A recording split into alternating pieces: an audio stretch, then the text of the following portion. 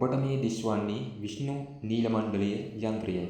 මෙම යන්ත්‍රය තඹපත්තිරුවේ නියමිත යන්ත්‍ර ශාස්ත්‍රානුකූලව ඇඳ ගැනීමෙන් පසුව නියමිත ජපවාර සංඛ්‍යාවක් පෙරවීමෙන් පසුව ආතුර දරුවෙකුට පළඳවනු ලද්දා වූ යන්ත්‍රයකි. මේ විෂ්ණු නීලමණ්ඩලයේ යන්ත්‍රයේ විශේෂයෙන් පළඳවනු ලබන්නේ ශනි ග්‍රහයාගෙන් ඇතිවන්නා වූ ග්‍රහ පිහිටා තත්ත්වයන් දෝෂයන් උදෙසායි.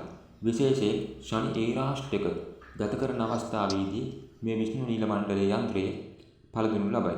මෙම විෂ්ණු නීලමණ්ඩලයේ යන්ත්‍රය තඹපත්‍රිය හෝ පස්ලෝ තහඩුවේ ඇඳීම සිදු කරන අතර මේ ඇඳීම යන්ත්‍ර ශාස්ත්‍රානුකූලව සිදු කළ යුතුය. මේ පළඳවනු ලබන්නා පුද්ගලයාගේ උපන් ජන්ම ග්‍රහ පිහිටීම් වලට ගැලපෙන්නා වූ සුබ නැකත් සුබ හෝරා ආදී යොදාගෙන මෙම යන්ත්‍රය ඇඳීම සිදු කර යුතු අතර මෙම යන්ත්‍රයේ දික්ක රේඛාවෙන් ඇඳීම සිදු කරනු ලබයි.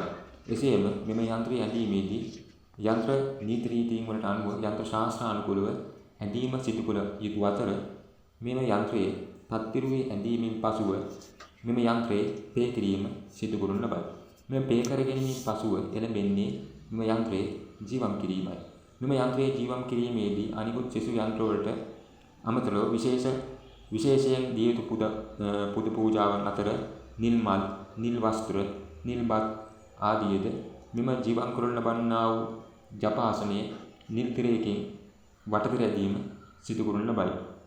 විශේෂයෙන් මෙම යන්ත්‍රයේ ජීවම් කිරීමට ප්‍රථම විෂ්ණු දෙවියන් උදෙසා මහා බ්‍රහ්ම දෙවියන් උදෙසා පුද පූජාවන් පැවැත්විය අතර ස්තෝත්‍රාදී සජ්ජායනා කළ යුතු අතර ඉන්පසුව විෂ්ණු දේව දිෂ්ටි මන්ත්‍ර නවග්‍රහ දිෂ්ටි මන්ත්‍ර ආදී යොදාගෙන දිෂ්ටි කිරීමෙන් පසුව මේ විෂ්ණු නීලමණ්ඩල යන්ත්‍රයේ ජීවම් කිරීම ආරම්භ කරනු ලබයි.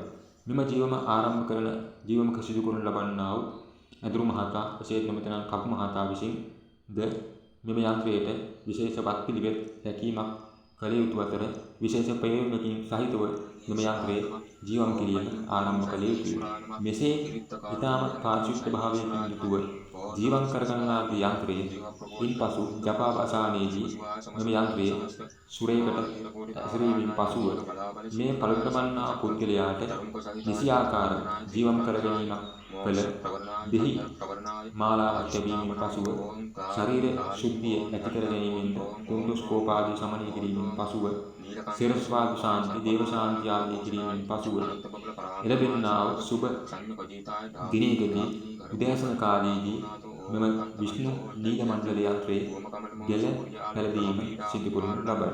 මෙසේ ගැල පැළඳීමෙන් විෂ්ණු නීලමණ්ඩල යන්ත්‍රයේ තිබෙන්නා වූ මේ මන්ත්‍ර ශක්තියෙන් මේ ශනි ග්‍රහයාගෙන් ඇතිවන්නා ශනි ඒරාෂ්ටක දෝෂ ශනි ඒරාෂ්ටක කිරීමෙන් වන්නා වූ ඒ සියලු දෝෂ දුරු වන්නට මේ විෂ්ණු නීලමණ්ඩල යන්ත්‍රයේ හේතුවක් වන්නේය.